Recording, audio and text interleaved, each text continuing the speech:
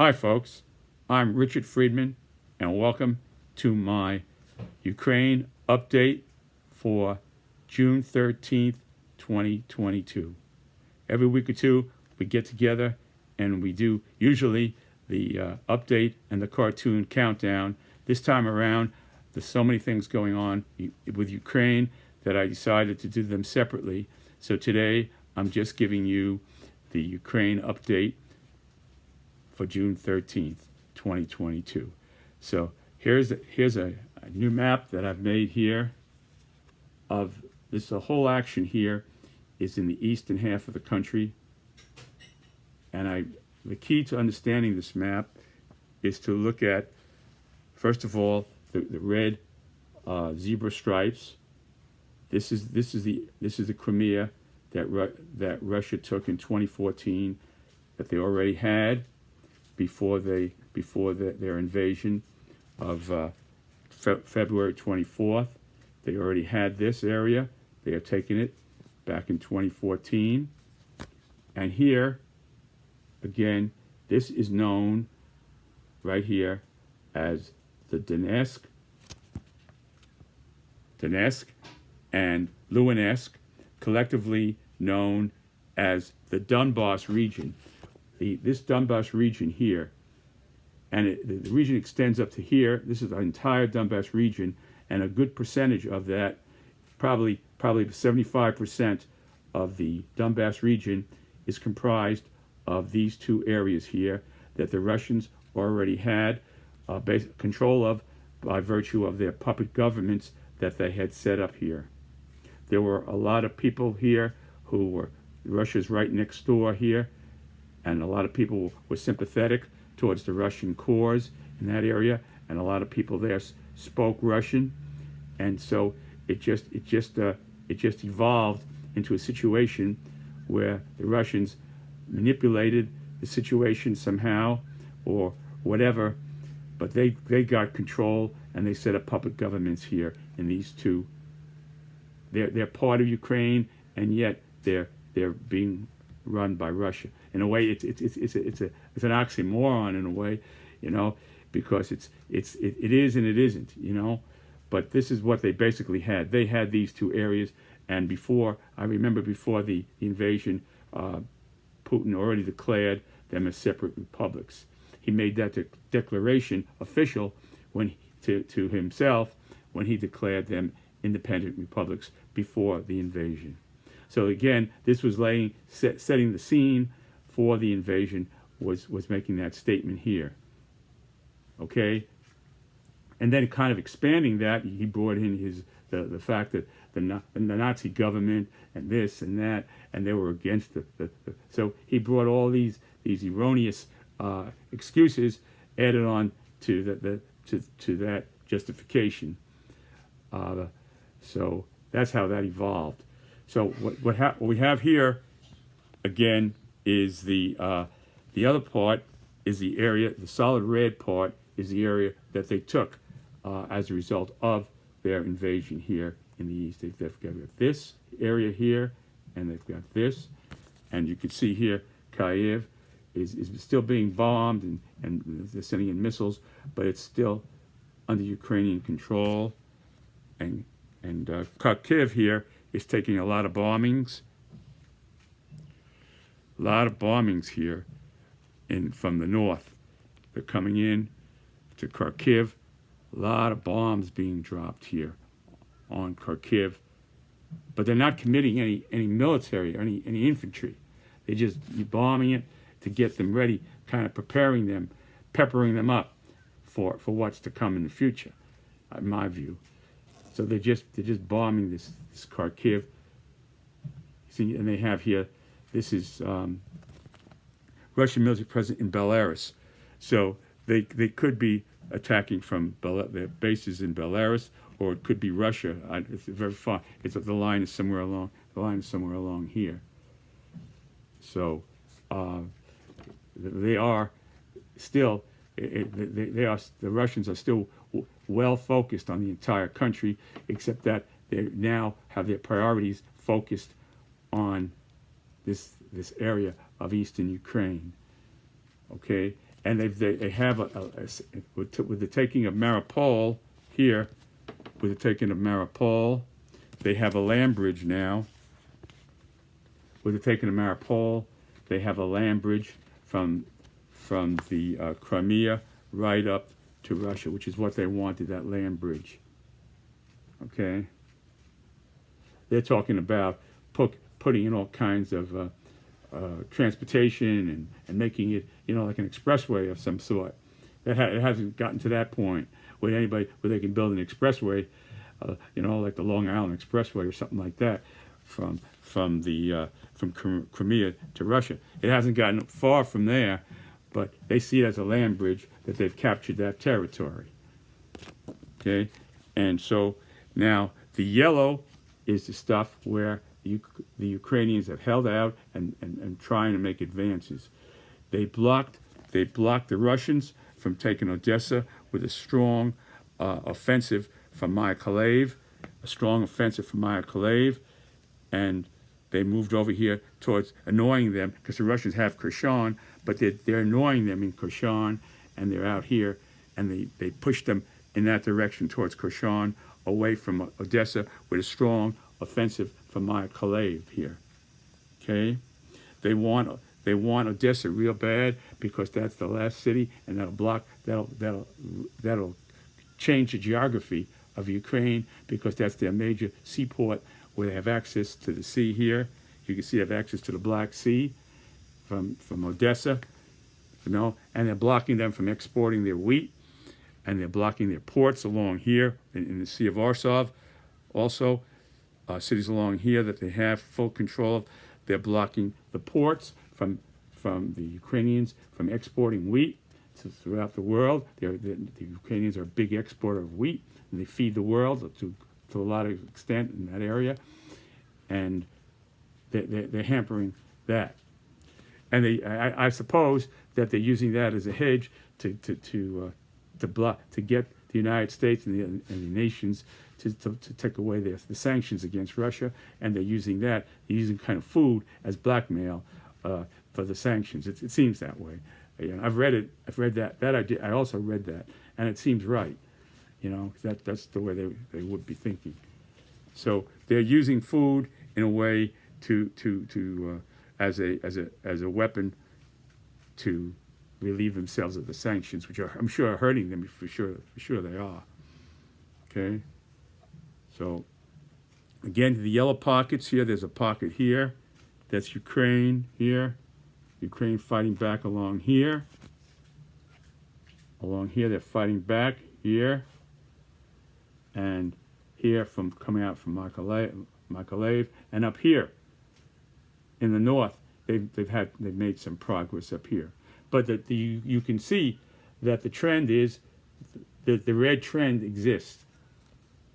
Okay, and the red trend exists because the Ukrainians are losing between 100 and 200 fighters a day. On a good day, they lose 100. On a bad day, they lose 200. And that's something that's been acknowledged by the president, Zelensky.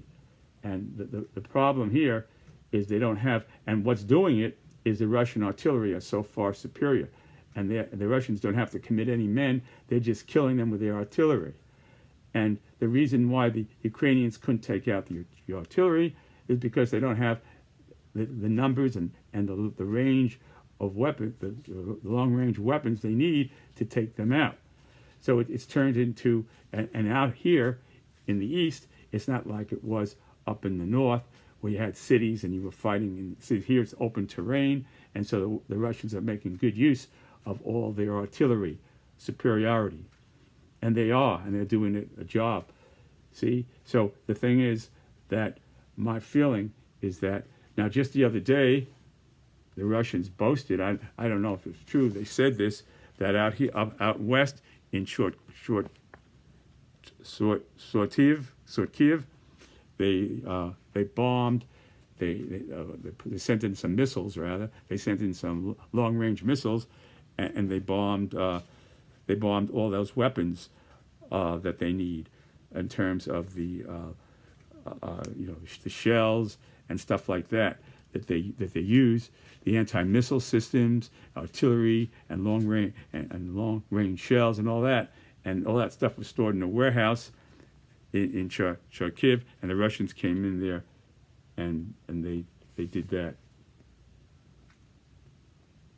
Yes, okay. See, so yeah. So they bombed the warehouse with all that stuff in it before it could be shipped out either to the east, before it could be shipped out to the east. So if we're sending them all this stuff and it's not reaching them, and it's being bought, it's the Russians claim this. There's been no confirmation. This is what the Russians are claiming, you know. So it's problematic, but it makes sense. And I hate to say it, but I predicted this type of thing would happen. Without an air force, you left the Ukrainians. You're sending all this stuff, all these weapons across a whole country with no air cover, and the Russians have all this high technology missiles. You got to figure that's going to happen. That's why it was like 101. It was like military operations 101. My view that if you're going to send weapons across the country, you got to have air support to get those weapons through. You know, you can't rely on Stinger weapons, Stinger missiles or whatever, to shoot down all those high flying missiles and all that. Those MiGs can shoot down missiles, and they could, you know, but that's how it is. The powers that be are making the decisions, and we're part of the NATO team, and but the thing is that the people of NATO should realize this is right in their backyard here. What happens in Ukraine does not stay in Ukraine, because this massive piece of real estate is going to be a sore. Is going to be a sore on the entire Europe here, in this area here, Eastern Europe. It's going to be a sore, a big sore. You know, it could end up like Syria, where you have no government and you have a fail, because once they take Zelensky out, or Zelensky has to leave, he has no choice anymore, or whatever. Then you have total chaos there, and then you get and the Russians bringing in all their people, and then the Ukrainian pockets of Ukrainian bringing in their people, and you got a mishmash of different groups fighting each other, and you got a huge Syria there. And what's going to happen is basically that these people are going to infringe. They're going to infringe on Poland. They're going to infringe it's going to go all over the place, you know. And so why not nip it in the bud and just say, because eventually, I mean, the NATO countries are going to be, in my view, the NATO countries are going to be threatened sooner or later, and we're going to have a confrontation. So why not have the confrontation now when we have a better shot of winning than have a confrontation when Ukraine is there's no government there, and there's no motivational forces to tie it together? Why wait? You know, it's going to be too late then, you know? So that's my thoughts, and I'm not telling anybody what to do, but I always like to tell you my thoughts, and those are them. Okay, so now let's see what else we got here. That was the warehouse. They're pleading for more weapons and advanced weapons. They're blocking the exports of. I already said that. Okay, and they destroyed the bridge here.